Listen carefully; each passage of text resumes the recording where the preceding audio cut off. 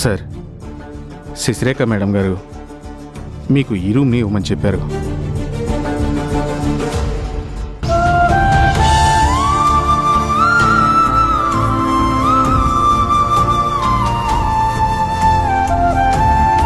పక్కనే ఖాళీగా ఉన్న రూమ్లో ఏసీ కూడా ఉంది. ఆ గది ఇవ్వమంటారా మేడం అని అడిగితే చెప్పింది చెయ్యని నన్ను కోపడ్డారు సార్. It's okay. పని చేయడానికి ఈ రూమ్ అయితే ఏంటి? ఇది చాలా అన్యాయం సార్. అధికారం చేతిలోకి రాగానే మరి ఇంత దారుణంగా ప్రవర్తించాలా? ప్లీజ్, నాకేదో అన్యాయం జరిగిందని మీరెలా ఫీల్ అవ్వద్దు. కార్పొరేట్ ప్రపంచంలో పవర్స్ చేతులు మారినప్పుడు ఇలా జరగటం మామూలే. సార్, ఇన్నేళ్లుగా మా ఎండీగానే కాదు, మా అందరి మంచిని కోరుకునే గొప్ప మనసున్న మహారాజుగా మీరేంటో నాకు తెలుసు. అలాంటి మిమ్మల్ని ఇక్కడ ఇలాంటి పరిస్థితుల్లో మిమ్మల్ని నేను చూడలేకపోతున్నాను సార్. ఒక్కరోజులోనే ఎంత మార్పు జరిగితే ముందు ముందు మన కంపెనీ ఏమవుతుందోనని నాకు చాలా భయంగా ఉంది సార్. అరే, భయం ఎందుకు? నా తమ్ముడు నాకంటే చాలా బ్రిలియంట్. అమెరికాలో ఎంఎస్ చేసి వచ్చాడు. వాడు నాకంటే ఎంతో సమర్థవంతంగా ఈ కంపెనీని నడిపిస్తాడనే నమ్మకం నాకుంది. మీరు మన స్టాఫ్ ఎప్పట్లాగే బాధ్యతగా పనిచేయండి చాలు. అలాగే సార్, మీకేమైనా కావాలంటే నన్ను పిలవండి. ఓకే.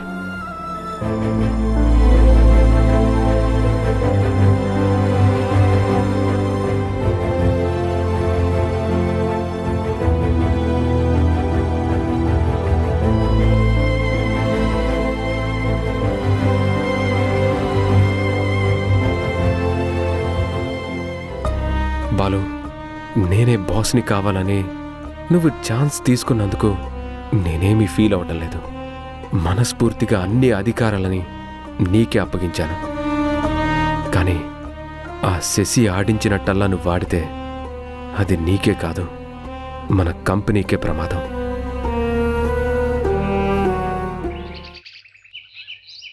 వందనం అభివందనం, నీ అందమే ఒక నందనం. ఏంటి మాస్టారు, పాత సినిమా పాటలంటే మీకు బాగా ఇష్టం అనుకుంటాను. ఇష్టం కాదు, ప్రాణం ఆదిత్య. పని చేసి చేసి ఎంత అలసిపోయినా అలాంటి పాటలు వింటే ప్రాణం లేచొస్తుంది.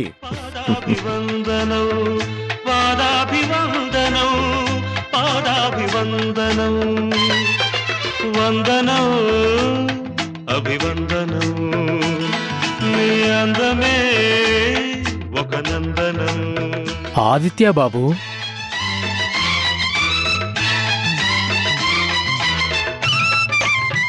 బాబు అంజీ ఇక్కడికి వస్తే మాస్టర్కి నా ఫ్యామిలీ సంగతి తెలిసిపోతుంది. ఇలా జరగకూడదు. మాస్టరు ఇప్పుడు వస్తాను. ఓకే.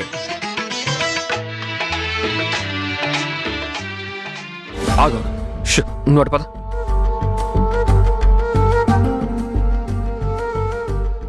ఆదిత్య బాబు, తమరేంటి ఆ షెడ్లో పనిచేయడమేంటి బాబు? అంజీ, నువ్వు నన్ను ఇక్కడ చూసిన విషయం ఇంట్లో ఎవరికీ చెప్పొద్దు. ఎందుకు బాబు, ఎందుకు తమరికి కష్టం? ఇంటికి తిరిగొచ్చేస్తే అందరూ హాయిగా ఉండొచ్చు కదా. నా సంగతేం గాని అక్కడ అందరూ ఎలా ఉన్నారు చెప్పు. ఏం చెప్పంటారు బాబు, తమరు వెళ్ళిపోయాక ఆ ఇంట్లో చాలా ఘోరాలు జరిగిపోతున్నాయి బాబు. అంజీ, నువ్వు ఏమంటున్నావు? అవును బాబు, ఆ శశిరేఖమ్మ పగబట్టినట్టు మిమ్మల్ని బయటికి గెంటించింది. ఇప్పుడేమో కంపెనీలో మీ పెద్దన్నయ్య గారిని ఎండీ కుర్చీలోంచి తప్పించి బాలుబాబుని కూర్చోబెట్టింది.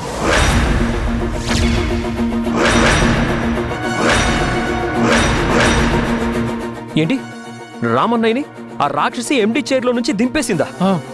అంతేకాదు బాబు, మీ బాలు అన్నయ్యని ముందు నిలబెట్టి వెనక నుంచి తనే తోలుబొమ్మలాట ఆడిస్తుంది బాబు. మరి ఇంత జరుగుతుంటే తాతయ్య వాళ్ళు ఏం చేస్తున్నారు? తమరింట్లోంచి వెళ్ళగొట్టినప్పుడు మాత్రం ఏం చేయగలిగారు బాబు? ఇప్పుడు కూడా అంతే. కళ్ళ ముందు జరుగుతున్న దారుణాల్ని చూస్తూ కూడా ఏమి చేయలేని స్థితిలో కుళ్ళి కుళ్ళి ఏడుస్తున్నారు బాబు. ఇలాంటిదేదో జరుగుతుందని భయపడుతూనే ఉన్నాను. అనుకున్నంతా జరిగింది. బాబు, ఇప్పుడు ఆ ఇంట్లో ఆవిడ గారిని అడ్డుకునేవాళ్ళు గాని ఆపేవాళ్ళు గాని ఎవ్వరూ లేరు. తను ఆడిందే ఆట, పాడిందే పాట అన్నట్టుగా సాగుతుంది బాబు. ఎప్పుడు ఎవరినెత్తినా ఎలాంటి పిడుగు పడుతుందోనని నేను రత్తాలు కూడా హడలిపోతున్నాం బాబు. అర్థమైందంజీ, నువ్వు వెళ్ళు. ఆ, ఇప్పుడు ఏం చేయాలో నాకు బాగా తెలుసు. సరే బాబు, మీరు జాగ్రత్త బాబు.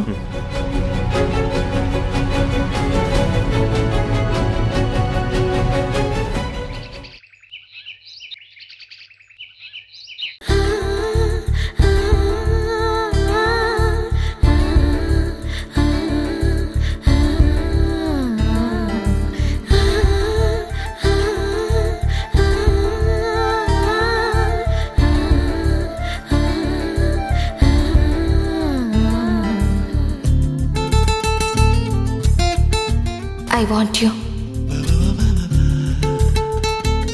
చచ్చేంత ప్రేమ ఉన్నా మనిద్దరం త్వరలోనే పెళ్లి చేసుకోవాలి.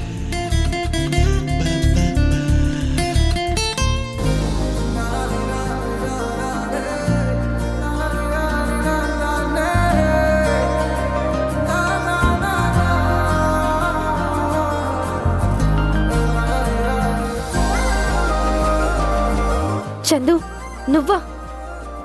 నువ్వేంటి డైరెక్ట్గా మా ఇంటికే వచ్చేసావు? నిన్ను ముద్దు పెట్టుకోవాలనిపించింది, వచ్చేశాను. నీకేమైనా పిచ్చా? నిజంగానే నువ్వంటే పిచ్చి పిచ్చి ప్రేమ. అందుకే నిన్ను విడిచిపెట్టి అస్సలు ఉండలేకపోతున్నాను. అబ్బా, నిన్ను మా ఇంట్లో వాళ్ళు చూసారంటే చాలా గొడవైపోతుంది. వెళ్ళిపో చందు. ఓ ముద్దిచ్చేసేయ్, వెళ్ళిపోతాను. అయ్యో, చెప్తే అర్థం చేసుకోవేంటి? సాయంత్రం పార్కులో కలుసుకుందాంలే గాని నువ్వు వెళ్ళు. అయితే చెప్పు, పార్కులో ఎవరూ చూడకుండా ముద్దిస్తావా? ఉహుం. ఆ, అయితే నేను కూడా ఊహునే. అబ్బా, నువ్వెక్కడ దొరకవురా బాబు? మీ కాలేజీలో పిజ్జా ఇవ్వడానికి వచ్చినప్పుడు. హుం, సంతోషించాం గాని నువ్వు వెళ్ళు బాబు. చందు, నువ్వా? అవును మేడం, ఆఫీస్ నుంచి పంపిస్తే వచ్చాను. దేనికి? శ్రీరామ్ సార్ గారు ఆఫీస్కు సంబంధించి ముఖ్యమైన ఫైల్స్ ఏవో ఇంట్లో ఉన్నాయి, నువ్వు వెళ్ళి తీసుకురా అని చెప్పారు. మీ శ్రీరామ్ సార్ ఆఫీస్లోనే ఉన్నారా? ఉన్నారు మేడం. ఇవాళ రాము సార్ బాలు గారిని కొత్త ఎండిగా స్టాఫ్ అందరికీ పరిచయం చేశారు.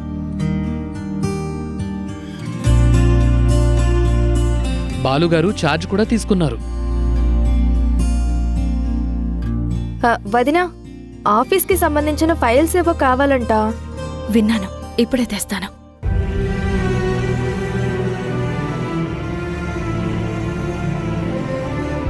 బాబు చందు, ఆఫీసులో ఏమనుకుంటున్నారు? దేని గురించి మేడం? అదే మీ కొత్త ఎండి గారి గురించి. రాము సార్ ఇంట్రడ్యూస్ చేశాక ఇంకెవరేమనుకుంటారు మేడం? అనరు, ఎవరు ఏమీ అనలేరు. ఇంట్లో వాళ్ళమే ఏమీ చేయలేనప్పుడు ఎవరు మాత్రం ఏం చేస్తారు? ఇదిగో, ఏవో ముఖ్యమైన ఫైల్స్ భద్రంగా ఉంచమని ఆయన చెప్పారు. జాగ్రత్తగా తీసుకెళ్ళు.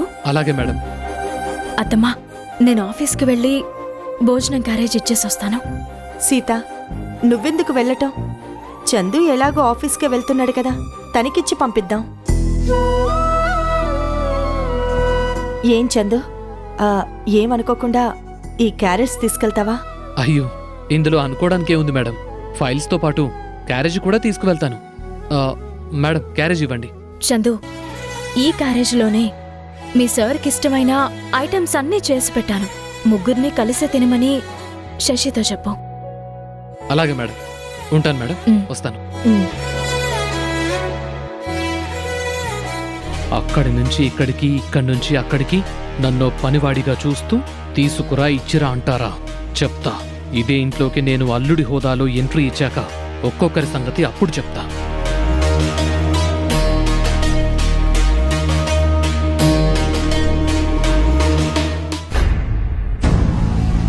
శశి, ఫ్రాంక్లీ స్పీకింగ్, ఇదంతా నీ వల్లే జరిగింది. నువ్వు పుష్ చేసినందుకే ఇప్పుడు నేను ఈ చైర్లో కూర్చున్నాను. కరెక్ట్గా చెప్పావలుడు. మా శశి లాంటి పట్టుదల ఉన్న ఆడపిల్లని పెళ్లి చేసుకోవడం నిజంగా నీ అదృష్టం. Really you are very lucky fellow. No dad, Balu లాంటి యంగ్ అండ్ డైనమిక్ మగాడికి భార్యనవ్వడం నిజంగా లక్ అంటే నాది. సూపర్గా చెప్పావు బేబీ. మీ ఇద్దరి మాటల్లోనే తెలుస్తుంది మీకు ఒకరంటే ఒకరికి ఎంత ఇష్టమో అని. Really you are made for each other.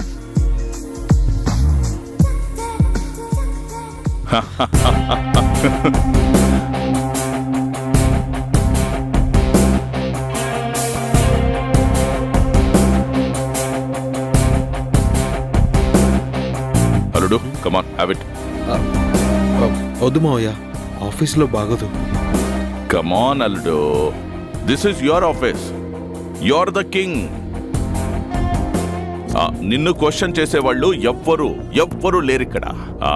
Take it. ఏం కాదు బాలు, డాడ్ ఆఫర్ చేస్తున్నారు కదా, తీసుకో.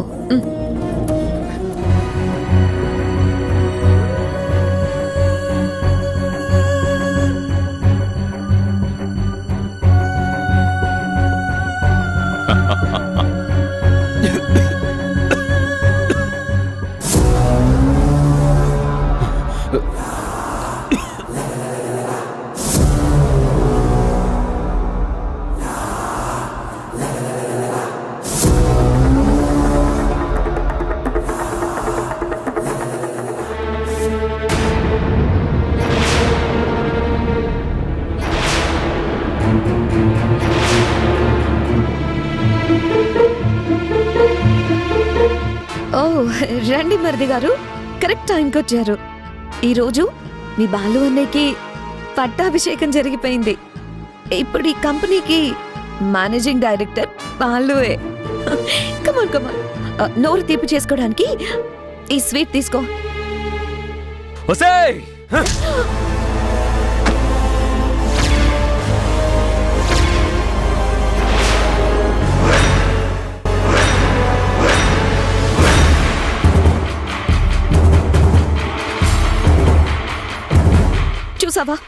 చూసావా బాలు, మరిది గారు వచ్చారు కదా అని ఎంతో ప్రేమతో నేను స్వీట్ అందిస్తే విసిరి కొట్టిందే కాక తల్లి లాంటి నన్ను మర్యాద లేకుండా అంత మాట అంటాడా? చాలించు నీ నాటకాలు. అల్లుడు, దిస్ ఈస్ టూ మచ్.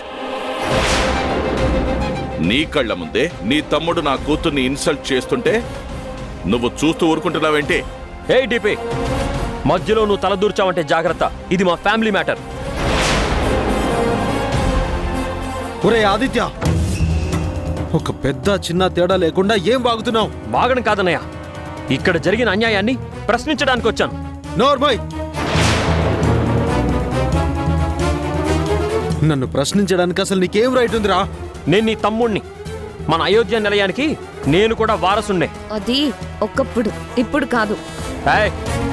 ఆ మాట అనడానికి నువ్వెవరు? Stop it Aditya.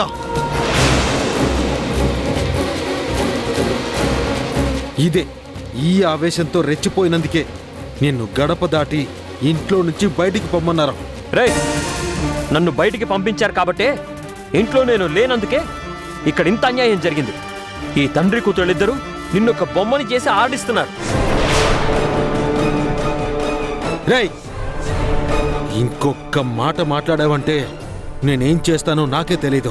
నీ బతుకు ఒకటి తెలిస్తే కదా ఇది తెలియడానికి.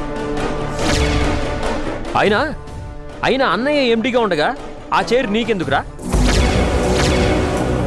పెళ్ళం మాటలకి గంగిరెద్దులా తలుపే నువ్వు ఓ మగాడివేనా?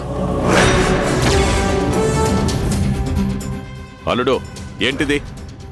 అంత మాట అన్నాక కూడా నువ్వు కాబట్టి సైలెంట్గా ఉన్నావు. అదే ఇంకో మగాడైతే మెడపట్టి బయటికి గెంటేసేవాడు. రైట్ డిపి, పుచ్చ పగిలిపోతుంది, జాగ్రత్త.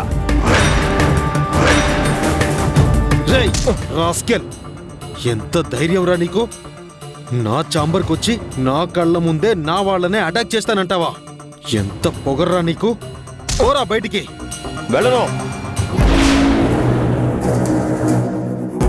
నా ప్రశ్నకి జవాబు చెప్పే తీరాలి. రేయ్ ఏయ్ రేయ్ చెప్పరా. ఏంటో నీకు సమాధానం చెప్పు. ఏయ్ రేయ్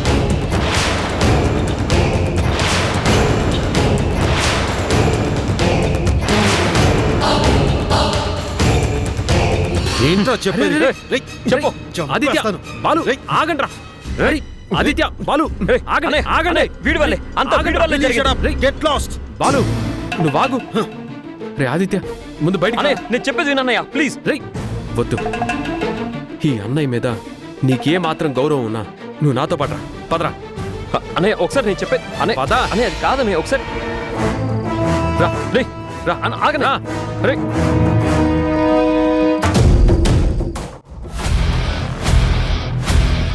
అన్నయ్య తాతయ్య ఎప్పుడు ఒక మాట చెప్పేవారు గుర్తుందా?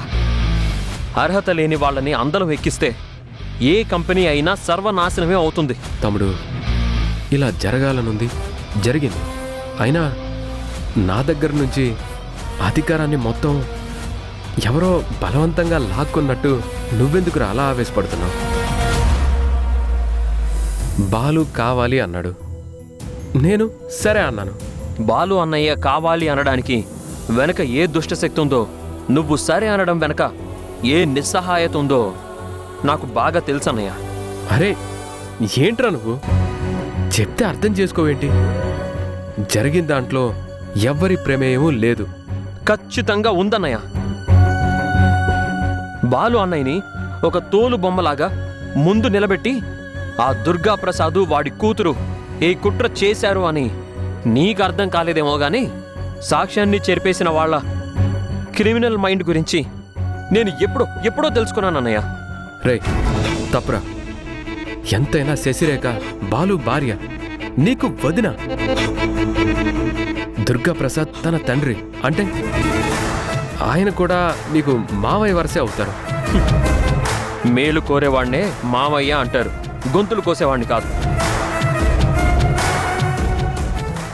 అమ్మ మనసున్న ఆడదాన్నే వదినా అంటారు, కుటుంబాన్నే కూల్చేసేదాన్ని కాదు. ఆదిత్య, ఈ ఆవేశమే నిన్నివాళ ఈ స్థితికి తీసుకొచ్చింది.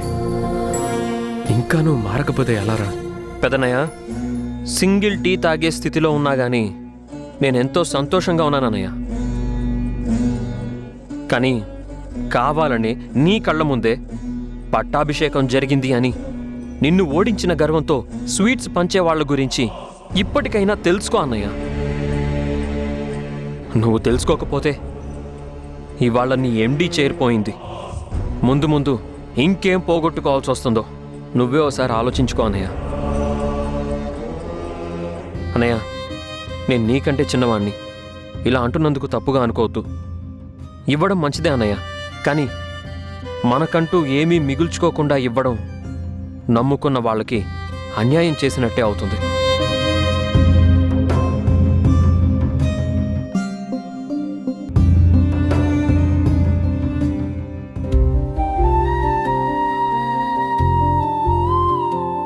ఒరే నారాయణ, సీత వచ్చిందా? వస్తుంది లేరా, నువ్వేమీ కంగారు పడకు. అనుకున్న ప్రకారమే నీకు ఆపరేషన్ జరుగుతుంది, నువ్వు కోలుకుంటావురా. ఏదో నన్ను ఓదార్చాలని అంటున్నావే కానీ నా జబ్బు సంగతి నాకు తెలియదా? అన్నయ్య, నీకేం కాదు, డాక్టర్ గారు భరోసా ఇచ్చారు కదా. ఏమ్మా, పేషెంట్ని అడ్మిట్ చేశారు, ఆపరేషన్కి డబ్బు ఇంకా కట్టలేదే? కట్టేస్తాను డాక్టర్ గారు. మా అన్నయ్య కూతురు సీత డబ్బుతో పాటు ఈ పాటికి వచ్చేస్తూనే ఉంటుంది. చూడండి, మీకు ముందే చెప్పాను, ఆపరేషన్ కోసం 5 లక్షలు కట్టి రిసిప్ట్ తీసుకొస్తేనే సర్జరీ జరుగుతుంది అని. ఆ పైన మీ ఇష్టమమ్మా. నాన్న, డాక్టర్ గారు, ఈ అమ్మాయి మా అన్నయ్య కూతురు సీత. ఏమ్మా, డబ్బు తీసుకొచ్చావా? డబ్బు ఇంకా సర్దుబాటు కాలేదు.